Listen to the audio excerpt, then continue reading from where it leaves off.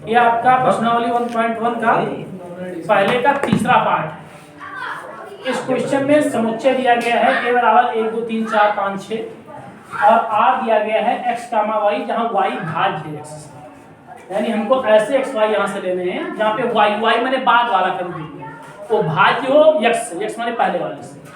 तो r बराबर हम लिखेंगे, तो पहले लिख देंगे हम 1, 2 1, 2 लिख देंगे क्योंकि 2 1 से क्या है भाज्य।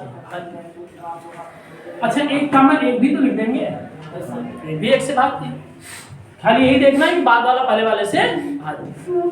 फिर 1, 2 भी लिख देंगे, 2 भी 1 से भागते हैं। 1, 3 भी लिख देंगे, 1, 4 भी लिख देंगे, 1, 5 भी लिख देंगे, 1, 6 भी लिख देंगे। बाद वाला पहले वाले से भाज्य होना चाहिए। फिर क्या लिखेंगे हम 2, 1 लिखेंगे क्या?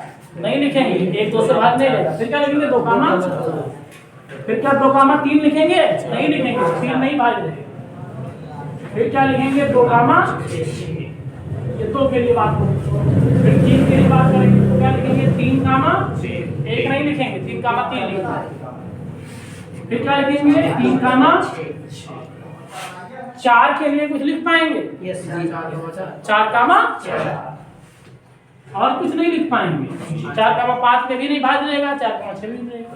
5 के लिए भी 5, 6 के लिए भी 6, इस तरीके से हमारा ये वाला R बन के तैयार है। अब आपको साफ साफ दिख रहा है कि ये समतुल्य है। क्यों? क्योंकि 1, 1 भी है, 2, 2 भी है, 3, 3 भी है, 4, 4 भी है, 5, 5 भी है, 6, तो अब समतुल्य डालना है हेडिंग, तो लिखना है यहाँ। अब सब तो हम लिखेंगे नहीं दिखाने में हम उदाहरण में देते हैं, जहां दिखाना होता है हम दावा करते हैं कि हम दावा करते हैं काट के दिखाओ। नहीं दिखाना होता है तो एक एग्जांपल दे देते हैं गलत वाला। तो हम लिखेंगे यहाँ A का प्रत्येक अवयव संबंध R द्वारा स्वयं से संबंधित है, R द्वारा स्वयं से संबंधित है,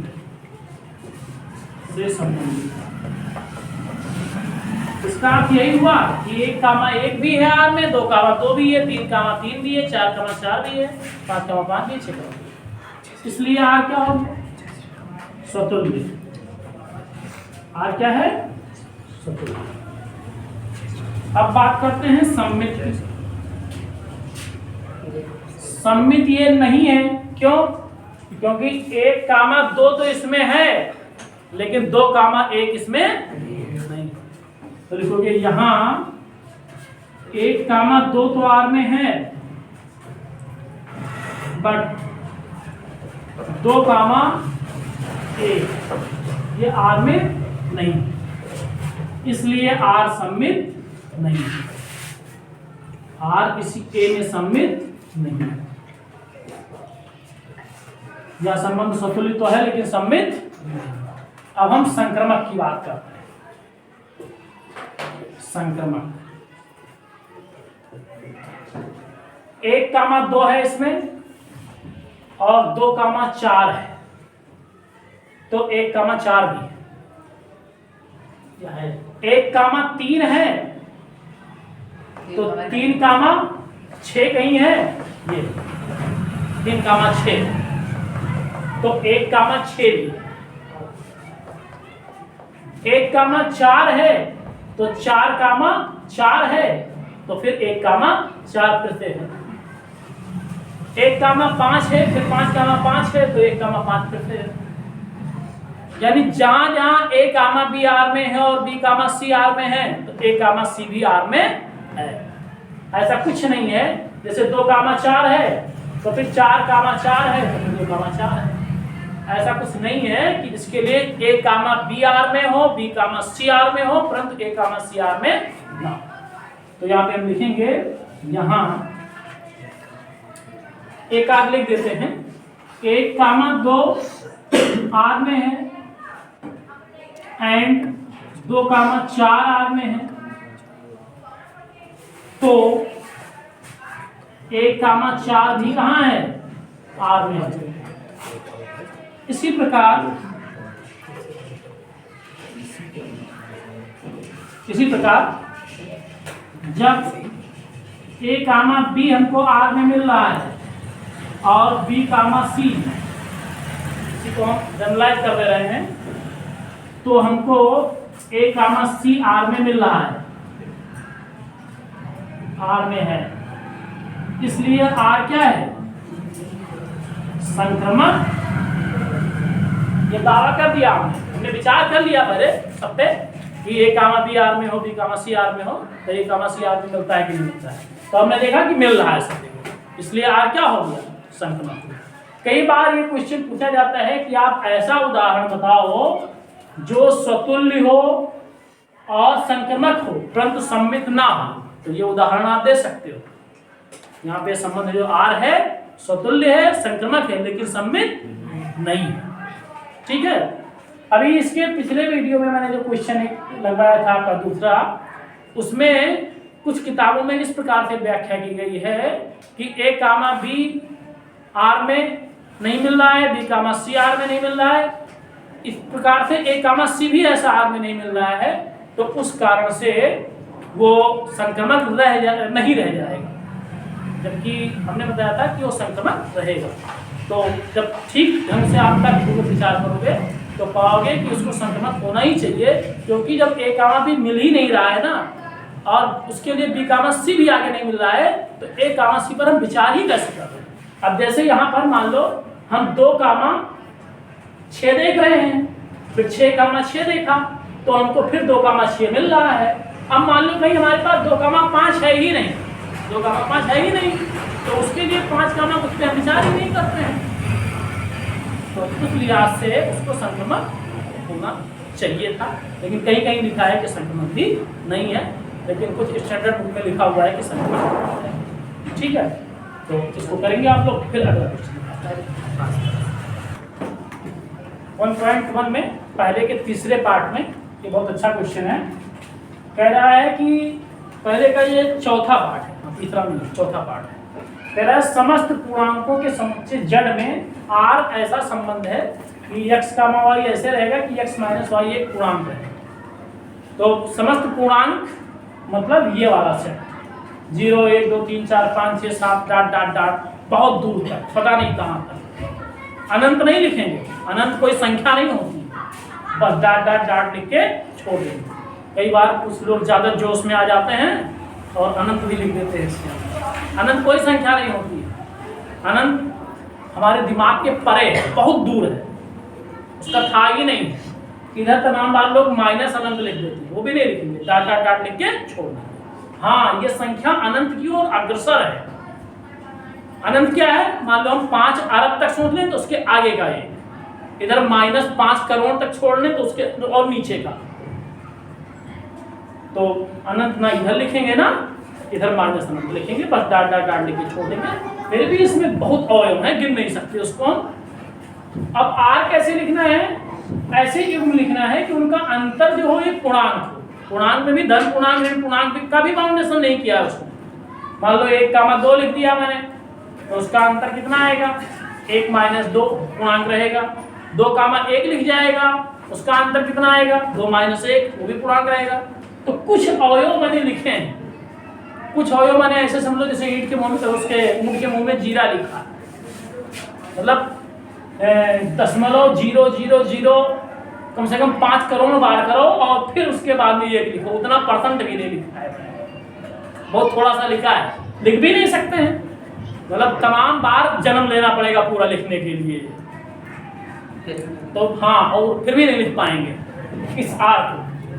बस समझ रहे हैं, तर्क से समझ रहे हैं क्या कह रहा है भाई। 500 कामा 500 भी इसका अवयव होगा, 500 कामा माइनस 1000 भी इसका अवयव होगा, 3000 कामा 7000 भी इसका एक अवयव होगा। वो सब पूरा कहाँ लिख पाएंगे? ये हमारा R है। अब फिर हमको इसमें निर्धारित करना है कि ये हमारा स्वतुल्य है कि नहीं है, सममित है कि नहीं है, संक्रमक है कि नहीं। तो अब हम विचार करते हैं स्वतुल्य की। अब देखो, अभी तक जो छोटे समुच्चय हमारे पास होते थे ना, तो हम एग्जाम्पल लेके कर लेते थे। अब जब बड़े समुच्चय हैं तो तर्क से करते हैं। तो हम यहाँ पर क्या दावा करेंगे? यहाँ x r x निकालेंगे, x r x, तो या ऐसे कह लें कि यहाँ पर हम x कामा x r में देखेंगे, x कामा x r में पाया जा रहा है, तो उसका अर्थ क्या निकल के आएगा कि x माइनस x। अब बताओ x कामा y होता था तो x माइनस y निकल के आता था, तो ऐसे अगर x कामा x मैंने r में माना है तो इसका अर्थ क्या निकल के आएगा, x माइनस x। अच्छा x माइनस x क्या आएगा, 0 आएगा।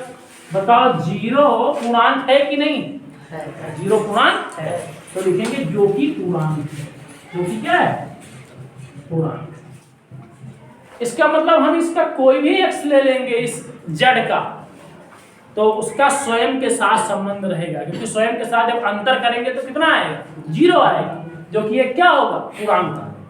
इसलिए यह संबंध सतुल्य है। पूर्णांक आ गया, पूर्णांक ना आता तो सतुल्य ना होता, इसलिए आर क्या है, सतुल्य। x का x के साथ रिश्ता है, चाहे ऐसे लिखें x कामा x अवयव r, और चाहे ऐसे लिखें x r x, दोनों बातें एक ही। सतुल्य की बात हो गई, ये संबंध सतुल्य। अब बात करते हैं हम सममित, सिमेट्रिक। तो यहाँ अब मानेंगे सममित में क्या होता है कि हमारा a का b से रिश्ता होना चाहिए, तो माना x कामा y अवयव है r का, ये हमने माना। अच्छा x कामा y अवयव होगा r का, तो इसका क्या अर्थ निकल के आएगा, अगर x कामा y r में होता है तो इसका अर्थ निकल के आता है कि x माइनस y एक पूर्णांक है, तो इसका यह अर्थ निकलेगा कि x माइनस y एक पूर्णांक। अब आपको खुद दिमाग लगाना है कि अगर x माइनस y एक पूर्णांक है तो क्या y माइनस x भी पूर्णांक होगा, बिल्कुल होगा, बस एक माइनस का मामला रहेगा, पूर्णांक तो रहेगा ही रहेगा। भाई 5 अगर पूर्णांक है तो -5 भी तो पूर्णांक है, तो इसका अर्थ क्या हुआ कि y माइनस x भी एक पूर्णांक है। अगर धन पूर्णांक कह दिया होता यहाँ पे तो मामला फंस जाता, क्योंकि अगर x माइनस y धन पूर्णांक होता तो y माइनस x धन पूर्णांक ना हो पाता, केवल एक केस में होता जब दोनों बराबर रहते, तो y माइनस x भी एक पूर्णांक है। अच्छा इसका क्या अर्थ निकल के आया, इसका अर्थ निकल के आया कि y कामा x भी कहाँ रहेगा, r में। तो x कामा y मैंने r में माना तो हमको y कामा x भी r में दिख गया। इसका मतलब जो रिश्ता x का y के साथ में है वही रिश्ता y का x के साथ में है, इसलिए r क्या हो गया, सममित। इसलिए r सममित। अब किसकी बात करेंगे हम, संक्रमक की बात करेंगे, संक्रमक की बात करेंगे हम। अब की बात दो चीजें मानेंगे, संक्रमक में दो चीजें दी गई होती हैं, ए का बी के साथ रिश्ता होना चाहिए पहले से पता, और बी का सी के साथ। तो अब की हम मानेंगे कि माना x कामा y अवयव है r का, और y कामा z अवयव है r, ये दोनों बातें हमें मान ली। x कामा y r में है, इसका अर्थ क्या अर्थ हुआ कि x माइनस y क्या है, एक पूर्णांक, ये तो अर्थ हुआ। और y कामा z r में इसका अर्थ क्या हुआ कि y माइनस z भी क्या है, भी एक पूर्णांक। अच्छा आप एक चीज जानते हो कि दो पूर्णांकों को जोड़ो तो क्या मिल जाता है, पूर्णांक मिल जाता है। तो x माइनस y भी पूर्णांक है, y माइनस z भी पूर्णांक है। तो थोड़ा सा काम हम करते हैं, तब x माइनस y में जोड़ देते हैं y माइनस z, वो भी क्या रहेगा, पूर्णांक रहेगा। दो पूर्णांक को जोड़ो पूर्णांक आएगा, भी क्या होगा, पूर्णांक होगा। तर्क क्या है, ये भी पूर्णांक ये भी पूर्णांक, पूर्णांक पूर्णांक का योग पूर्णांक होता है। यहाँ y से y क्या होगा, इसका मतलब कि x माइनस z भी क्या है, एक पूर्णांक है। अब हुआ क्या था, हमने x का y से रिश्ता मान लिया था, y का z से मान लिया था, तो हमको x का रिश्ता किससे मिल गया, z से। इसका मतलब क्या हुआ, r क्या हो गया, संक्रमक हो गया। इसलिए r क्या है, संक्रमक है, क्योंकि x माइनस जेड पूर्णांक है, इसका अर्थ यह हुआ कि x कामा जेड भी कहाँ है, ये भी R में है, इसलिए R क्या हो गया,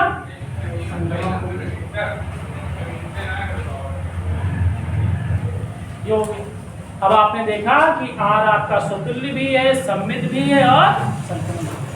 चाहता तो सवाल वाला आपसे प्रूव करवाता कि सिद्ध करो समस्त पूर्णांकों के समुच्चय में जो ये वाला संबंध है ये तुल्यता संबंध है, तो भी आपको कोई जादू टोना नहीं करना, बिल्कुल ऐसे ही प्रश्न लगाना था, फिर नीचे एक लाइन लिख देना था कि उपरोक्त से स्पष्ट है कि दिए गए समुच्चय जड़ में दिया गया संबंध R एक तुल्यता संबंध करना, बिल्कुल ऐसे बस नोट लगा दें।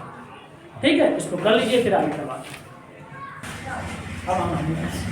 देखो प्रश्नावली 1.1 का पहले के पछवे 5 पार्ट दिए, इसको कैसे लिखना है मैं आपको बता ही चुका हूँ, बस समझाता हूँ कि कौन कौन इसमें सतुल्य है, कौन कौन सममित है, कौन कौन संक्रमक है, कौन कौन तीनों है, कौन कौन कोई दो है एक नहीं है।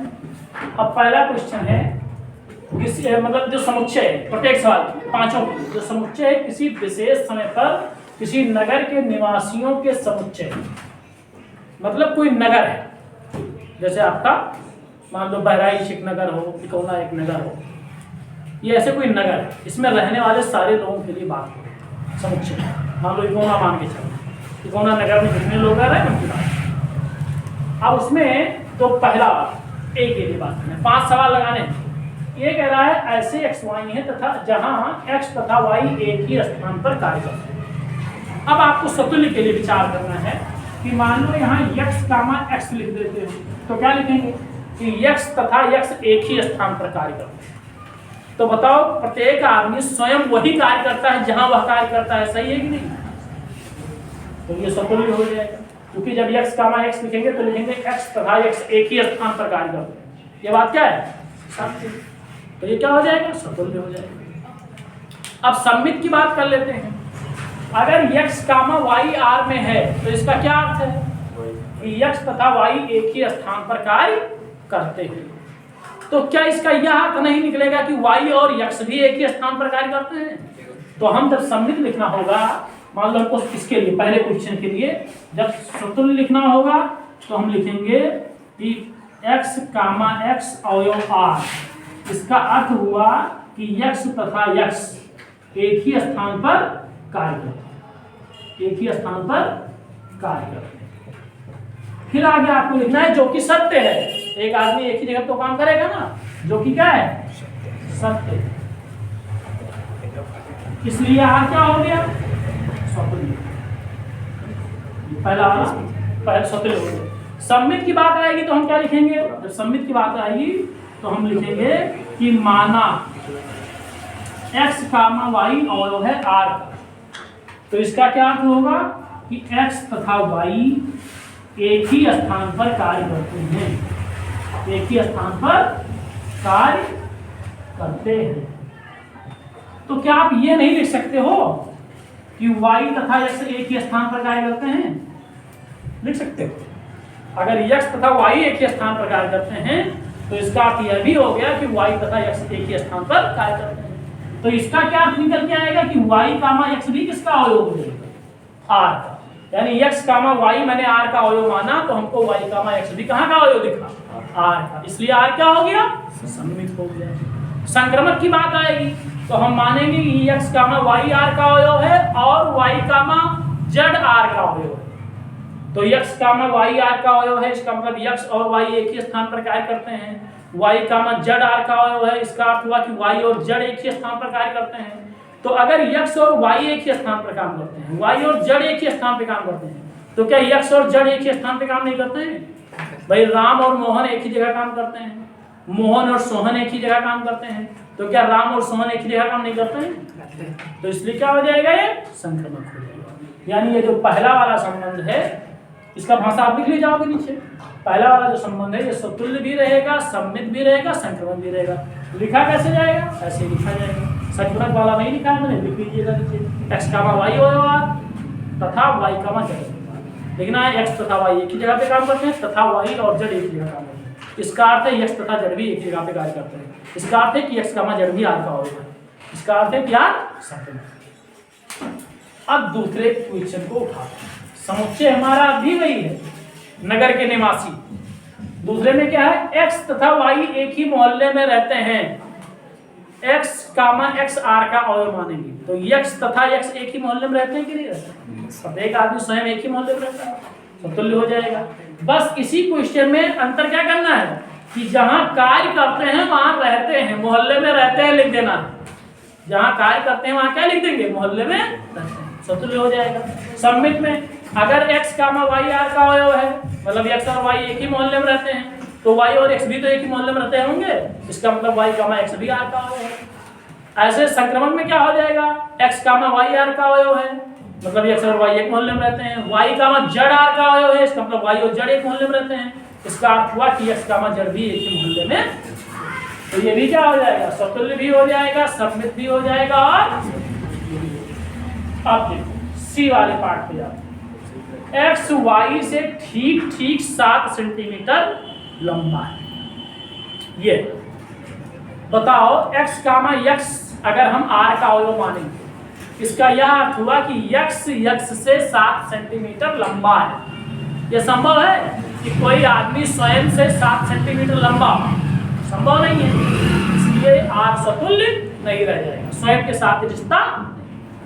फिर अगर x कामा y r का अवयव माना मैंने, सी सवाल के लिए बात कर रहा हूँ, इसका मतलब x y से 7 सेंटीमीटर लंबा है, तो क्या y भी x से 7 सेंटीमीटर लंबा होगा, छोटा हो जाएगा, इसलिए ये समतुल्य, ये सम्मित नहीं रहेगा। यानी x कामा y अगर r का अवयव रहेगा तो y कामा x r का अवयव नहीं रहेगा। तो ये जो आपका सी वाला है ये ना तो समतुल्य हुआ ना ही। अब देखो तीसरा चीज देखो, x कामा y r का अवयव है और y कामा z r का अवयव है, x कामा y r का अवयव है, इसका अर्थ यह हुआ कि x y से 7 सेंटीमीटर लंबा है, y कामा z r का अवयव हुआ, इसका अर्थ हुआ कि y z से 7 सेंटीमीटर लंबा है। तो क्या x z से 7 सेंटीमीटर लंबा रह गया, तो 14 सेंटीमीटर लंबा हो गया। 7 और 7 कितना हो गया, 14। तो ठीक ठीक 7 सेंटीमीटर लंबा x z से नहीं रह जाएगा, इसलिए r संक्रमण नहीं। तो ये आपका ना तो समतुल्य है, ना सम्मित है, ना संक्रमण, ये दोनों समुच्चय एक ही चल रहा है, संबंध बदल रहा है। फिर बी वाला ऐसा r है कि x कामा y ऐसे है कि x y की पत्नी है, x y की क्या है। अब जब तुम x कामा x r का अवयव मानोगे तो क्या लिखोगे, x कामा x लिखोगे, x की पत्नी है, तो क्या कोई आदमी खुद की पत्नी होता है, तो ये क्या होगा, समतुल्य, खुद के साथ रिश्ता नहीं है, ये समतुल्य नहीं रह जाएगा, कोई खुद का पत्नी नहीं होता है ना। फिर सम्मित में क्या करेंगे, हम मानेंगे कि x कामा y r का अवयव है, इसका क्या अर्थ निकलेगा कि x y की पत्नी। तो क्या अगर x y की पत्नी है, ठीक है, मान लो शीला मोहन की पत्नी है, तो क्या मोहन भी शीला की पत्नी हो जाएगा, हाँ पति हो जाएगा, लेकिन पत्नी नहीं रह जाएगा। तो सम्मित में क्या होता है कि जो रिश्ता x का y के साथ में हो वही रिश्ता y का x के साथ में। तो अगर x कामा y r का अवयव रहेगा तो पक्का है कि y कामा x r का अवयव नहीं रहेगा। अब कुछ केस में लोग सोच सकते हैं कि ऐसा हो सकता है, जैसे तमाम पश्चिमी देशों में लेस्बियन और गे वाली व्यवस्था है जो ना, समलैंगिक शादी वाली, तो उसमें उनका कॉन्सेप्ट ये हो सकता है, लेकिन ये तर्कपूर्ण नहीं है फिलहाल अपने समुदाय में, बिल्कुल नहीं है अपने राष्ट्र में। तो ये संबंध क्या हुआ, ना तो समतुल्य हुआ ना ही सम्मित हुआ। अब संक्रमण की बात करते हैं, x कामा y r का अवयव मान लेते हैं, y कामा z r का अवयव मान लेते हैं। x कामा y r का अवयव मान लिया मतलब x y की पत्नी है, y कामा z r का अवयव मान लिया मतलब y z की पत्नी है। तो वैसे भी नहीं हुआ, क्योंकि अगर x y की पत्नी है तो इसका मतलब क्या हुआ कि y पुरुष है, तो फिर y z की पत्नी हो नहीं सकता। लेकिन सामान्य तर्क से भी बात करें, अगर x y की पत्नी है और y z की पत्नी है, तो क्या x z की पत्नी हो पाएगी, नहीं हो पाएगी। तो यह वाला संबंध भी न समतुल्य है, न सम्मित है, ना संयुक्त। अब फिर आपका अगला है x कामा y ऐसे है कि x y के पिता है, x y के पिता। तो क्या कोई आदमी स्वयं का पिता होता है, समतुल्य नहीं रह जाएगा। अब मान लो दशरथ राम के पिता हैं, तो क्या राम भी दशरथ के पिता हैं, इसलिए सम्मित नहीं रह जाएगा। फिर अगर मान लो मोहन के पिता सोहन हैं और सोहन के पिता रोहन हैं, तो क्या मोहन के पिता रोहन हुए, तो दादा हो गए, तो संक्रमण भी नहीं रह जाएगा। तो यानी शुरू के दो संबंध आपके सतुल्य, सम्मित, संक्रमक तीनों हैं, और नीचे के जो ये तीन संबंध हैं आपके, ये ना तो स्वतुल्य है, ना सम्मित है, ना संक्रमक है। भाषा कैसे लिखनी है आप सीख चुके हो, इसको आप लोग कर लीजिएगा, फिर हम दूसरे सवाल में नेक्स्ट वीडियो में आपको